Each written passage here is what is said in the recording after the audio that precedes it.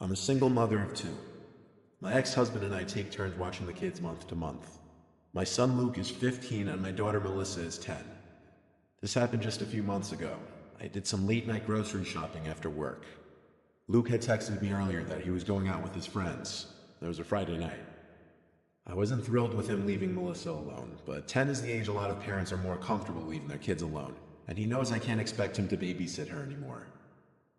I got back to the house around 9 o'clock at night. I had to make 3 or 4 trips from the car to the house because of the amount of groceries I bought. I always overdo it with the groceries on the months I get to watch the kids. And then on the months alone, I'm the complete opposite. When I finally finished putting all the groceries in the fridge and pantry, I went upstairs to greet Melissa. I heard the shower running in the bathroom, so I went back downstairs to lay down in the living room and put on my show on Netflix. I was halfway through an episode, and I still hadn't heard Melissa leave the bathroom upstairs. Long hot showers aren't free, and I never condone my kids wasting water. I went up there to knock on the door and tell her to get out of the shower soon. I went back downstairs to resume my show. Only for about 5 minutes, though. Melissa was still in the shower, so I went back up there again and knocked louder. This time I waited for her to acknowledge me, but when she didn't, I continued to knock louder and yell her name angrily. It took me a little bit to notice through the bottom crack of the door that the light was off in the bathroom. I tried the doorknob, but the door was locked. The locks on my doors inside the house are easily unlocked with a fingernail, though, so I had to force my way in, now growing concerned. As the door opened, I yelled into the room at my daughter, at that moment feeling more furious than anything. I flicked the light switch up and went over to the tub. I yanked the curtain half open, honestly not knowing what to expect, but not in my worst nightmare would I have expected to find some 50-something-year-old withered-looking woman laying flat in the bathtub with the shower spraying water onto her. I screamed so loud and long until I lost the ability to scream for a few seconds. I had my back pressed up to the mirror. Everything on the counter had fallen to the ground. I felt an unexplainable sense of shock and horror. The woman stood up in the tub, looking at me, her hair and clothes obviously drenched. I slammed the bathroom door shut and screamed Melissa's name. I checked her room first thing, and I found her hiding under the covers. I grabbed her and tugged her out of the room. As we passed the bathroom door towards the stairs, that woman was standing in the doorway of the bathroom. Everything about her looked like a zombie. Her eyes, her movement. I made sure to grab my cell phone before locking the two of us in the spare room in the basement.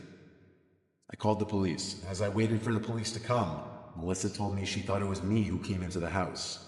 But when she saw some random, scary-looking woman walking up the stairs, she ran to her room to hide. Luke left the front door unlocked when he left.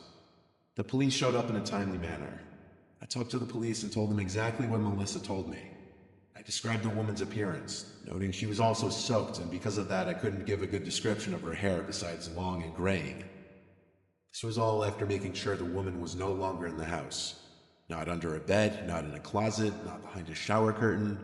She simply left the house as easily as she entered. It's likely she was drugged out of her mind. I'd never seen someone who looked like they were literally lacking consciousness yet still walking. I don't even know if I would have been able to press any charges on her if she was found, which she wasn't. And don't you worry, I properly scolded and reprimanded Luke. Always remember to lock your doors.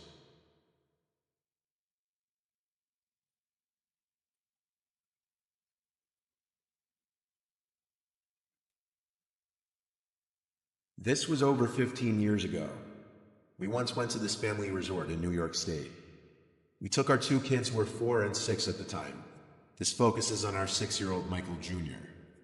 We were on vacation around Easter time, so the resort had a bunch of fun little festivities set up for the kids, like Easter egg hunts, Easter decorations during bingo, and someone walking around in a big Easter bunny costume. While we were in the dining hall one evening, the Easter bunny was walking around giving kids high fives. When he came over to our table, our 4-year-old Peter hid under the table crying, but Michael Jr. gave him the high five and wasn't afraid at all. The guy in the bunny suit walked away quickly, probably to get our son to stop crying.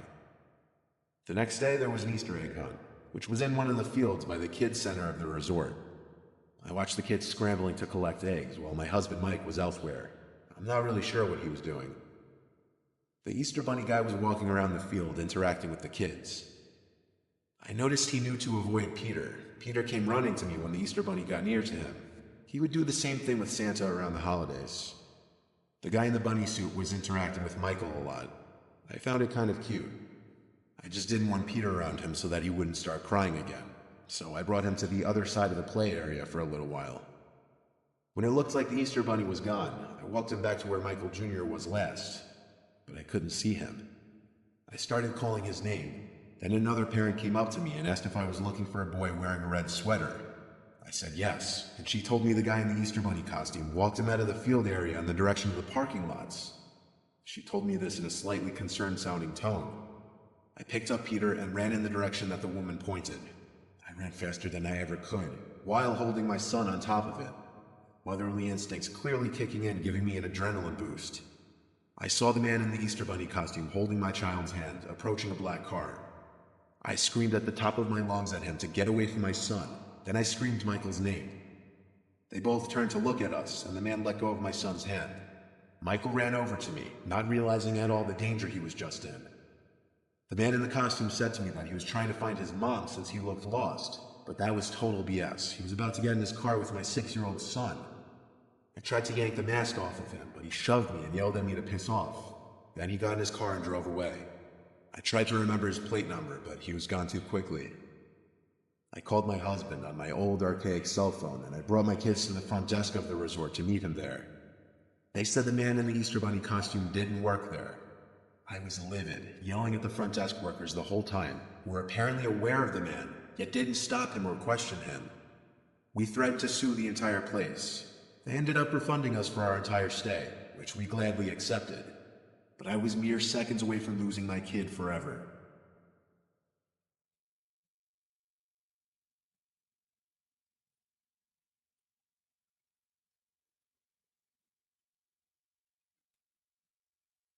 We adopted our son Charlie at the age of 2. He's aware that he was adopted. We were honest with him about that ever since he started to learn to speak. He's now 7 years old. We don't have any children of our own because my wife can't have kids. Somewhat recently, my wife and I started noticing very strange behavior with Charlie. And what motivated me to actually sit down and write this was something my wife and I still can't explain. There's an upstairs toy room for Charlie since there's 2 extra bedrooms in our house. He has a big toy closet in there, and the whole room has a bunch of toys like a Lego table, action figures, and such. For the duration of about a month, at different times we'd hear Charlie talking to himself. Not like role-playing talking in his play. We'd overhear him speaking as if he were talking to another person in the room. The first time this happened, my wife wasn't home, but as I passed his playroom, I overheard him talking as if he had a friend in there. I swear to God, I actually walked in just to make sure he didn't actually have a friend in there. When I walked in, I saw him sitting at his Lego table with a couple of his WWE action figures on top of it. But he wasn't currently playing with any of them. He was just sitting there, blankly staring at me. I asked, "Who are you talking to?" He shrugged his shoulders. As weird as it was, I had to assume he was just playing.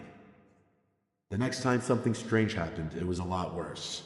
This time my wife was at least home to witness it with me. We were in the kitchen, Charlie was in the backyard playing. We heard him laughing and talking suddenly, so my wife went to look out the window to see what he was doing. Then she called me over to look as well. What we saw was Charlie talking to thin air, as if he were talking to a person. It resembled him trying to show someone who wasn't there how to use the plastic sword in his hand. I expressed to my wife my concern. She said he may just have an imaginary friend. I told her I didn't know how I felt about that. She seemed to feel it was completely normal. Fast forward to like the 3rd or 4th instance. It was 9 o'clock on a school night, approaching Charlie's bedtime. He was in his playroom still. I was trying to be lenient with the bedtime and let him play for a few more minutes. I heard Charlie laughing and talking to his imaginary friend again. I curiously had to take a peek into the room. As I opened Charlie's door, I heard his closet door shut. I looked at Charlie, standing up in the dead center of the room, with his toys scattered around him. I asked him who was in the closet, and something on the inside of it fell. It sounded like a big plastic toy. I asked one more time who's in the closet in a yell. He said George. I swung the door open, expecting one of his little friends in there. Maybe my wife let him have a play date or sleepover without telling me. The closet was empty besides his toys. I picked Charlie up against his will and brought him to his room. I told him he was going to bed. Then I told my wife about the closet door closing on its own, and then the toy inside falling on its own. She thought I was messing with her at first, but then she saw I was serious. That night, I woke up to sounds from down the hall in Charlie's playroom. We sleep with the door open. I woke my wife and told her to follow me quietly. We tiptoed to the toy room. Charlie wasn't in there, but a distinct, loud clicking sound was coming from inside the toy closet. I opened it, showing bravery for my wife, and as I did, the clicking stopped. We dug for any kind of electric toys that may have made that clicking sound. Nothing, though. I think that was the night I became a believer in the paranormal. The next morning, I woke to my wife's scream. She was holding our wedding photo. It was cracked right down the middle, not just the picture in the glass, but the frame too. It was cracked perfectly down the middle, separating the two of us. We took Charlie and stayed with my mom for a week. Then, after a week, my wife and I returned to the house. We listed the house for sale, and after a few days of normalcy, we brought Charlie back to the house. But we moved out a month later.